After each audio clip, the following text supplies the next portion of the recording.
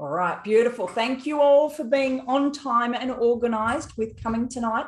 So there's 2 events tonight. This first one at this point is for you in terms of what's going to happen next with your umpiring and what will happen throughout the season, just so you get all the bits and pieces that you may not otherwise get in the second meeting.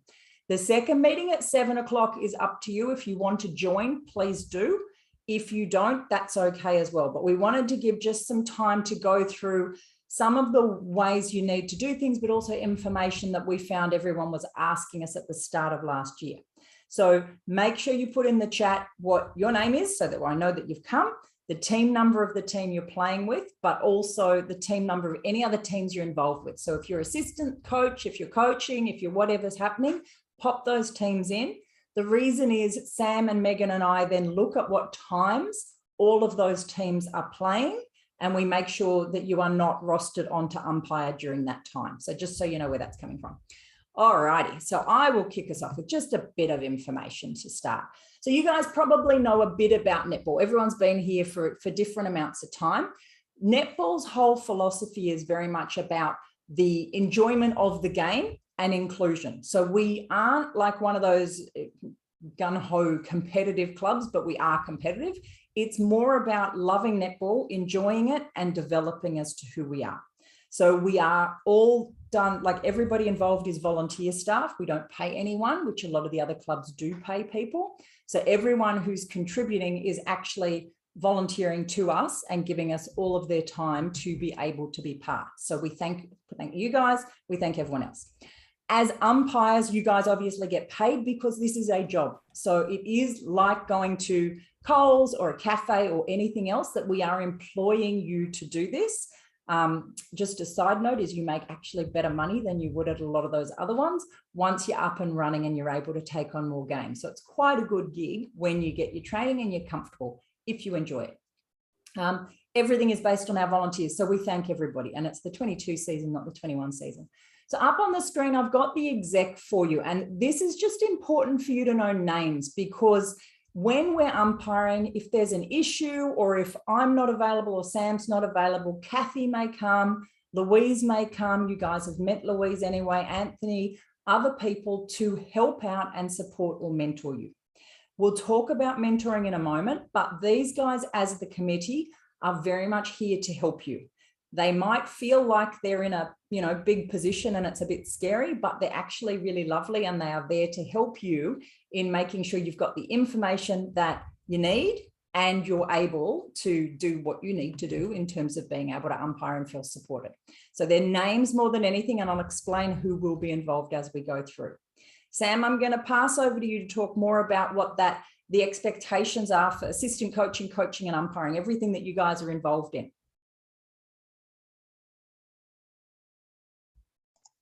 Helps to turn mute off. Okay. So like everything else, you know what it's like when you're about to play and the umpire's not there on time. So we do expect you to be punctual and have good attendance. So punctuality, get that. I know that you're going to have to go from game to game sometimes once you start picking up more games, but at the moment you will have probably just the one game to umpire, and so therefore make sure you get there in time. You've met the other umpire, you've introduced yourself to your teams, because sometimes umpires turn up and you don't know that they belong to you. In saying this, so the attendance is very important, because you're letting down not only the team that you're umpiring for, but you're also letting yourself down by not being there on time or attending. If you cannot make it, you're better to let us know sooner than later. And you can do this through our assigner. So you can block off days if you know that you can't make it, that we don't rush you on that weekend or that game. Okay, so grooming and uniform, as you know, white is the colour we use for umpires so that you stand out amongst the sea of colours. Make sure that you don't turn up with something stained down the front of you. If you must wash it like you would wash your uniform. Hair back, make sure you got your elastic, you're organised. You don't want to turn up looking like you don't want to be there, because that is not a good look. Communication is key. Like, you need to know from us what's happening. We also need to know from you what is happening, and do it in a timely manner. As soon as we get information, we get it out to you as quick as possible. If you've got information or have questions, communicate with us. We're there. The more we know, the easier life will be to help you through the umpiring course. Now, it does take a bit. We can give you the tools of how to be an umpire and guide you, but at the end of the day, you do have to sort of improve yourself and take the initiative to ask questions, show enthusiasm. If we can't get hold of us to answer a question, Google search, look at extra notes, ask other umpires who have been umpiring for a number of years, what's their thoughts, what's their experience. The knowledge is there, but you need to, it won't be always given to you on a silver platter. You need to be able to initiate conversation or have the initiative to ask the right person. So if you do see Lou and you have got questions, don't hesitate to ask her. She's an absolute wealth of knowledge. And by showing enthusiasm, people would enjoy having you around too, and say, that girl was really good, I'd like her on my team. Feedback and interactions. Feedback is good. It's not all, don't ever take it as a negative thing. It's to help you grow. It's to also means that we as a club believe in you and we want to help you improve yourself. And feedback helps you in life as well, to not only improve your skills in interacting with other people, but job skills and interview skills. You will get feedback, and this helps only with your, not only your professional growth, but your personal growth. In saying that, it's not your place to feedback on another coach. So just remember that if you've got a comment about another coach, keep it to yourself. It is not your place to give that feedback to other coaches, other umpires as well. Only when you're approached and say, can you give me some information about that? That's when you should be coming forward and saying, oh, this happened, that happened, and I saw this. Make your interactions personable and professional. If you're finding that you are finding someone not interacting professionally, or you're finding it very offensive, that's when you come and find Catherine and myself, and we will then assist you with the interactions. So as Catherine said, it is a job.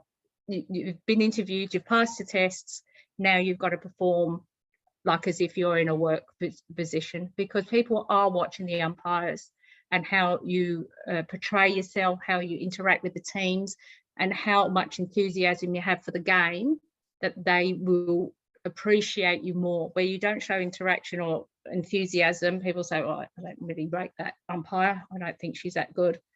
So basically we're just trying to say, use it as this as a learning curve, but also as a job role. Any questions? You can type or you can speak. Okay, no questions then. I'll add one thing in there, Sam. Uniform is any approved Mascot uniform. So we have all-inclusive uniforms this year. So any variation on the Mascot uniform with the white umpiring shirt is fine. If you are not wearing that, then white tracksuit pants is the only other option. Sorry about that, Sam. So if no one has any other questions, do we want to move on to the next slide? Are you going to talk about codes of behaviour, what our responsibilities are? So ladies, there are rules in terms of the role that we play, whether we're coaching or umpiring. Parents have rules, players have rules. The rules basically come back to how we must behave. And the important things to remember is this is for pleasure. So it needs to be an enjoyable atmosphere. We are not there to ridicule or yell at anybody for any situation. And you know, you've seen those coaches and you've seen those umpires who go nutty. And that's unacceptable in terms of the code of behavior. Our role as umpires, but also as coaches or assistant coaches, is to teach players to follow the rules. We're helping them to understand. So if you are on a little 10s, Div 6, 7, they've never played before, and you're picking up and you're seeing the stepping and you're calling it, add in, you can't walk with the ball. So you're focusing on the call, but you're also teaching them a little bit if it continues to happen. As an umpire, you're also responsible for that court. So the safety of that court is your responsibility. If you turn up and the ring has been pulled over because it was damaged in the night or anything like that, you need to pop on the WhatsApp group. We can't play on this court because of these reasons, and we'll arrange for you to move courts. Equally, why we ask you to check for bags and bottles and that sort of thing is the safety of the court. So yes, it's safety for you going up and down the court, but also if players stumble off court, which we know happens, and they trip over bags and everything else or dogs, it's dangerous in terms of what happens. The other thing for you guys, and the reason that you're on tonight and that you're speaking with us and you will start asking more questions, is you need to remain up to date with everything that's happening in the umpiring, because it does evolve and grow. So they're just the things we want you to be sort of mindful of as you go. Would you like me to talk about mentoring, Sam? I'm happy. So to talk about the mentor. So as us as being your mentors, our role is to support you and guide you and to encourage you. But as we mentioned, there will be feedback. Some of it will be good feedback and some of it will be how to improve feedback. We are there to have your back. So if you do feel that something is not right, or you're feeling that you're not coping, come back and speak to your mentor. And we will always be behind, usually watching the game from a distance or near to you for your first couple of weeks. If you've got questions, we can probably guide you towards websites that you can look at, but we're there to nurture you and help you grow. So please don't hesitate to speak to us about that. So our relationship is that we keep you up to date as much as we can and interact with you as much as we can, and build a relationship. So we all try and meet every Saturday because it's a long day, and it's good we have a meeting place, and we usually have some sort of treat or meal, and we sit around in a circle and say, oh, did you see this happen? Did you hear about that? What did you think of that? And then that way it grows your circle of friends and it helps your network. And you know, we do have a few laughs about things, but we do discuss some situations that might occur that we can support you with and other people can help you with. And then that way you broaden it. I mean, you saw on our training day, the ones who started last year, they went off and they're on a different court, but they're all very close. They're not at the same school. They don't know each other apart from netball, and they're building good friendships from it because you like the same things. So it's nice to have that get together on the weekend just to sort of talk about the similar things you like and get to know each other. And you may have multiple mentors. So if you are an assistant coach or a coach, you will have one mentor that is involved in that team. In your umpiring, you will have another mentor. The mentors for the beginning of your program in terms of going on court and umpiring, or umpiring at training, which is equally important. It's just how we make sure people can actually get time practicing and evolving their umpiring. So there's lots of different ways you guys will be growing. Will be Megan, Sam, or I working with you week on week. And it may mean we change who's there, but we are there to work week on week. Our expectation is exactly what Sam said. You need to be at the court 15 minutes before you start. You need to be wearing the right things. You need to have your phone away. You need to be absolutely ready and on top of what is happening. So 10 minutes before, you've checked nails, you've done all of those things without turning around to us and saying, should I go and do this? You turn around and say, I'm going to do these things. Our role is really to be there if you have questions and to give you constant growth and feedback about how you can continue to improve. Yeah. So with the feedback that is given to you, take it on board, apply it where you find it necessary. And as we said in the past, that maybe just focus on one thing to grow, and then that way add onto it the next week, and then it will all become sort of connective that, okay, I've got the footwork. Okay, with the footwork, I've now got the passes, and now I've got the obstruction and contact. And then this feedback is to help you become a solid umpire. So set yourself goals. We can also set your goals with you, so that it doesn't have to be a huge goal. It can be bite-sized goals to start with until you are comfortable with the level you've reached at and go, okay, now I've got that. I'm now going to move on to playing advantage or whatever. So feedback is only good if you apply it and use it. So please do as we are, do the feedback and apply it, as it does add to your growth and your personal growth. Okay, so as mentioned in the clinic before, keep a journal, reflect, how did I do that time? Was it good this time? I noticed the other umpire did this, that worked, that didn't work, and just keep it to yourself in a journal. So sometimes you're busy and then at the end of the game you've gone because you've got to go off somewhere. You've got that journal to reflect back, and then maybe email Catherine or myself, or when you see Meg, you can say, oh, last week this happened, I didn't get a chance to mention anything. What should I have done? Or I did this, do you think that's appropriate? And things like that. As Catherine said, the executives, they're all on the board because they love netball like we do. They're volunteers, they are busy, but the more we all interact and help each other, the easier the job will be for everybody. So don't be scared if Kathy comes up to you, or Louise. They're there because they want to support you as well as see your growth, interact with them. They're human beings just like the rest of us. Be open. It's not personal with the feedback. It's all to do with just your umpiring. So be open and interact again with Catherine myself. Be open with us if you think, oh look, you know, I'm not comfortable with doing that yet.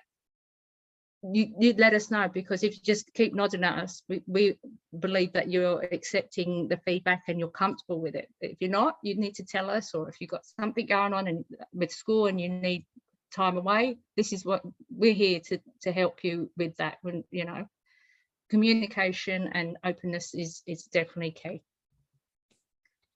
Okay, so Assigner. This year, it's actually an app, which is fabulous. We can actually message you, where before we had to keep sending things, getting onto the website and sending it. So you would have all been on Assigner. This is where we roster you. So as mentioned earlier, if there's days off that you need, or you can't do an early morning because you've got something on, this is where you need to block and assign. And so as soon as we try and manage it for 3 weeks ahead of time, so like if you can give us 3 weeks notification of what days you can and can't do in games, it makes life much more easier. Once we set the games, if you can answer the yes or no as quick as possible so that we can cover your game. We can usually cover the game, but if we give in the last minute, it's very, very hard to get someone to step in. So once again, it's communication, always update and submit up to 3 weeks so that you can organise your life and we can organise our lives. Catherine, do you have anything? Yep. So I just want to add, we are a team, we are a club of over 500 players. There's about 540 in the club, which means there's over 51 teams. So our role between Sam, Megan and I, and this is why it takes 3 people, is to make sure that every single one of those games is covered and that every single one of the umpires in our team are cared for and developing. So we don't do this just at the beginning, we continue it through. So reminder for those that have just come through and for those that have not done it yet, I've asked you to pop in the chat your name so I know that you've joined, the team number you're playing in. If you're not sure, just say, hey, I'm playing at Inters or 15s or 14s or whatever from there. So we have a record, because all of that level of complexity of what teams everyone's involved in really does matter in terms of how much information we have as early as possible. Can I also have a thumbs up in the chat as to anyone who has been on Assigner, had a little bit of a look through it and has an idea of what's happening with it. So it is a different system. The app will give you a very easy 1 page or 1 screen. This is your game, this is the time, this is the court, and this is who's playing. So it's genius in terms of being really quick to see things. You will only see your game, so it's far less complicated than what we used to do. To help us, we've spoken about that availability. Please make sure you have possibly an adult or someone else to look through when you add your availability. I know when we started using it last year, we would put things in and then we'd go, hang on, that's not how we put it in or something. So have someone else eyeball it to make sure you've put the right dates and times for anything that's happening. You will have put in your password. We love to have a photo because it's nice to know who's who as everybody grows, and check that the contact details are right. If you're sitting there going, no, I haven't actually got anything about a signer, then the email address may be wrong and you need to let us know. Most important when you get off this call today is to update your availability based on the information you have. We know we don't know what time everyone's playing, but if you know you've got exams on this week and you know you won't be able to umpire that week, or you know that you've got a birthday thing, or you know that you are definitely playing in inters or seniors, which is later in the day, pop in the availability in the morning. So at least we've got something to work with. As Sam said, accept games as soon as possible. We look at, we get a report every 24 hours of who's accepted the games. We found because it's pretty easy, people accept it as soon as it pops up in their emails. So any emails that we send to you through a signer, we look to see and just know you've received it. So it does tell us whether you've opened it or read it or not. That's really so we know you're getting information. Because if we're telling you where the games are cancelled, we want to know you have that message and you're not turning up. We will usually double some messages by putting them on the WhatsApp group as well. So you guys will have been added to that. If you haven't looked at it or you aren't aware of that availability piece, Sam will just explain a couple of the screens that you will be using, but really take more time after this to have a fiddle around and get used to it. Yeah, so once you log on, you'll see that there's the games. That's where we tend to set the games, the people, and your availability. So that's mainly your most important, is the games and availability. The availability is where you can block dates so that you can't get rostered on. So as you see the green ticks, that tells us that you're available on that day. When you're not, a red cross will come up and we won't book you on that. There's also a star will tell us that you have a game that day, so we know what we're doing. This will also affect your pay, so this is why you need to make sure you accept the games and rostered on properly, because at the end of the Saturday we send the information to the committee and then they pay you. So this is why it's important to be accurate with your availability as well. So it's pretty easy to add your photo and update your information. It's quite user friendly because I picked it up quite quickly. If I can do it, I'm sure you tech savvy teenagers can do it. And you can choose between selecting available every day, like this one is actually saying, so that if we're doing clinics or other things, we know that you're available and you want to get involved, and that will then say, here's the start date. So we know the season starts 30th of April. Anything from 30th of April basically to the end of September is what we're hoping you can put in.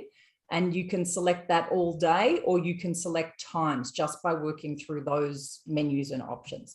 If you want to pick just some days, like you only want to do Saturday because you're not wanting to do anything the rest of the week, it's the same concept, but you're just putting in those specifics around, say, ticking off Saturday and entering that information there. Yeah. So all of this will make more sense as you go through. But if nothing else, pick the Saturday, start from the 30th of April, end at the end of September, pick your time range and estimate what time you believe you'll be available. We can always update. It's not set in stone. Once the season starts, everything we do is through a signer. So where this has come from, if you can flick back in your mind and history before we had all these fantastic apps, Megan, I'm sure you can share, when you started umpiring, it was a PDF spreadsheet that was shared through a WhatsApp group. Megan, do you remember that? Yeah, it was a lot harder. Like, it didn't have your name or anything. Well, it did, but you had to find it through every single other umpire, and you had to find it for every single time. You had to find your name and what court and everything. And then that would be posted on a WhatsApp group. And then you would have 30 to 40 people going, yep, I can do that, or no, I can't do this. And this is where. So we took on board the feedback that actually that's really a lot to absorb when you're running between games. And someone like Megan is umpiring 3 or 4 games each Saturday and playing and coaching. And it means you are literally in the morning going, these are the courts I need to be at these times. So all of that organizing, a sign is about helping you to plan for that. So when we actually kick in and we get the full roster, then you will start to get those things. Please, please, please, if you are unsure or it's not making sense or you're going, I need to know how to do this, email, call, message, whatever works for you. We can't help if you don't put yourself out there. So it's probably the biggest thing I've noticed, and we've noticed in mentoring over the number of years. People who connect and ask the questions will really thrive. People who hold back might miss out on opportunities for themselves because they're not getting those answers soon enough. We are very, very lucky to have a team of new umpires, that is you guys, that range from people who only applied like at the end of last year for this year, people who applied a year, 2 years, 3 years, or 4 years ago, all coming together. So we have a really great community. The opportunities, as we've talked about as umpires, is you might be asked to go on court, and you will have got an email about that, and start umpiring more independently. You might be working with somebody else in a team. So 1 week you're observing, 1 week you're umpiring. You might be doing the assistant coaching and umpiring at training. If you're in any coaching or assistant coaching role, or we have spoken to you or emailed you about it, umpiring at training is equal to umpiring on a Saturday. It's actually more important because the way you do it at training supports how it will happen in games. So if you need clarity on that, you let us know. Most important, just a couple of things in terms of what we feel is beneficial for you guys to know about is, if at any point you're going, I actually feel really uncomfortable. So last year and the year before, I had a couple of people that I was mentoring who went, I just feel really overwhelmed. I'm not sure I can do this, right? I'm not sure I can do this today. In those situations, we were able to work with other umpires that were in training to match them up and create pairs, or we were able to sort of share and calm everybody to understand what was happening. So we're here not just to go da, da, da, da, but to help you personally. We're quite nice people. We will send a first round roster as soon as we get the draw. The draw and the times of games are completely out of our control, which is very sad. We do know that round 1 is on the 30th of April. If you want to know the dates that games are not on for holidays and those sorts of things, go to the Mascot website, and there is actually a calendar that tells you when games are on, so when the rounds are and when there are gaps for competitions, holidays, and so on. As I said, first round 1 is 30th of April. Usually our finals are around end of September. Who knows what will happen in each season. Once we receive it, we send that draw quite quickly. And that's why it's important, because we will plan, but then, you know, the game that you're playing in might be at some random time we weren't anticipating. As Sam said, if you cannot accept a game for any reason, don't hesitate to decline it. You literally get a button that says accept and a button that says decline. If you know you can't do it, you select decline, and you'll be given the option of sending us an email, and you just say, hey, Catherine, I can't do that game because I actually play at that time. Or Catherine, I can't do that game because I said that I was unavailable that week because of exams. Whatever it is, just make sure there is a follow-up message to explain it so we can be aware and can reassign that to someone else. If you are sick, sometimes we get sick in the week with this delightful sort of isolation and COVID things, and we know a few days in advance we're not going to get to the game. Again, you can decline it if you haven't already accepted it and message us that you are unable to do it. If you wake up on a Saturday morning and you've lost your voice or you're feeling rotten and you know you shouldn't be coming because you are sick, and we mustn't come if we are sick, again, email or message us through a signer. You can go into that game and change it from accepted to declined, and you will then again be given the option to email us. You can't send a message through the assigner app on the phone. You can only send a message through assigner on a website. So I have it open as an app, but also as a website on my internet on the phone. So I can do both if I need to. But if you're sick, we respect that happens. That's not a problem. If something happened, you couldn't find Sam, Meg, or I, and you were going, hang on a minute, I really, something's not right. You can go to the exec at the tent. There's always someone at the tent, and ask them for some help. And that may even be that you're umpiring a game of, say, Mascot and another blue team, Double Bay or something like that, and there's a lot of blue on court and you're going, I can't see anything. Tell your coach or manager to please go to the tent and get a different color bib so that it makes it easy. So that's how they're there to help in lots of different ways. Other things. This is a paid gig. That's why we're here and what we're doing. So paid gig in terms of Saturdays, we pay you for your game time. If you are still on a part of your umpiring journey where you are not given rosters for Saturday, that does not mean you won't be given any throughout the season. It just means we need to segment the season to be able to roster and make sure we take care of everybody. So if you really commit and develop yourself in whatever role you are in, there will always be opportunities to step up and cover and do different things. Last year, we actually had plans of less umpires being trained, and then there was a lot of sickness and we needed more umpires to bring through. So it's important that if you have been told you're going to be umpiring on a Saturday, you send through your banking details to our treasurer so they can be set up and ready to go, because as Sam said, we send all of that information through after a Saturday. There are some COVID rules. Once we receive the new ones for this season, we will send them on to you. The things that we noticed are they're probably easing more, but the ones that stay is if you are sick and you have flu-like symptoms or, of course, COVID, please stay away from the court. So that will continue. From what we're understanding, hopefully it won't be so much of the wiping the ball and the poles and all of that drama that we had to do, but we will find out from that piece. For you guys to get ready for that next, what happens and where we're at, can you please start preparing and packing your umpire's kit? My suggestion is to have a small waterproof bag. If you go to the sports shop, there's really cool Nike ones and everything like that. As an umpire, you will stand in the rain quite a lot. So a white spray jacket or your mascot coat are absolutely fine. We are working as a club to find some white spray jackets if you need them as well. But having a bag that your phone will not get soaked and will fit all of your bits and pieces will save you a lot of trouble. Your umpire's kit will start with a white Mascot Umpires shirt. If you can please email us your size, we will arrange so that you can collect them for round one. Or at the training the night or the week before so that you can come up on court. So assuming you're wearing like the dress, the mascot dress, you would throw the white umpire shirt over the top, which you would have seen umpires doing before. That's your number one thing to make sure that you have every single week. You can't actually umpire without the white shirt because no one knows who you are or why you are there. You should also have your rule book. Now, years gone by, we used to ask people to buy the rule book, and I personally got quite frustrated because it kept changing. You can now download the app. If you haven't already downloaded it, we will send you the link. Please download it because it is super handy and easy to find things. If there was a situation you were asking about something, we may say, let's get the rule book up and have a look at that.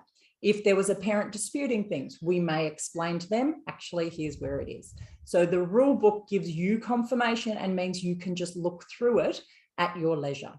You will all have an Acme whistle. Silver is preferred. If you've got the black one, that's fine. Ring, the finger rings, not the string, is really important for those center switches. It will be a lot easier for you. So if you don't have that, maybe think about that and you can use the other as a spare. Hair elastics, and guaranteed they will snap in the middle of a game where you are umpiring, so have some spares in your bag. And what most people will do is tie the hair elastic around the base of their whistle so they know there's always a hair elastic on their whistle ready to go. You should have your own pen for signing the scorecard. That was a COVID rule in the last couple of years, but I also think it's just good habit. Reminds you need to go and sign it. You are responsible for signing the scorecard. If you do not sign the scorecard, the team that you were representing, as in a mascot team, lose a point. So you must always sign the scorecard at the end of the game. Do not sign it until the end of the game because there can be disputes. And as we've mentioned, you should have a journal, which is your track of where you're at what you think you did well, and what you're aiming to develop on, or feedback you've received you think you want to focus in on. That journaling and feedback, you will hear from us a lot. I'm very, very big on getting your feedback on what happens. So you'll notice at the last training, I asked everyone to share what they felt they were doing well and where they want to improve. You will hear that from us regularly, and we quite seriously do expect you to follow through on it. If you don't, we're assuming you're not committed to your development. So we actually have a lot of people keen to join us. We want you to be the best possible. Please just follow through with a couple of bullet points so we can make sure we help you from there. The other things are, funnily enough, it gets really hot down there. So sunscreen, making sure you've got plenty of water and making sure that you fill it up in your breaks, and food. Like Sam said, quite often we'll stay. We've got a big group of umpires who tend to hang out, and we watch more senior umpires in their umpiring, and we talk about what we notice and what's happening, but it's a really nice community. So it is something that if you are comfortable and you're between games, you are welcome to join and be part of. The only thing that's not on there is that spray jacket that you probably will know about. All of our sponsors are what pay for us and take care of us in terms of our umpiring. So you'll see things on the Mascot Facebook page about our sponsors. Feel free to like them, share them, get your parents to, whatever, from that sort of side, because we can't sort of do things without them. So that is a very quick run through everything that we wanted to share. I'm now going to stop the recording so that you guys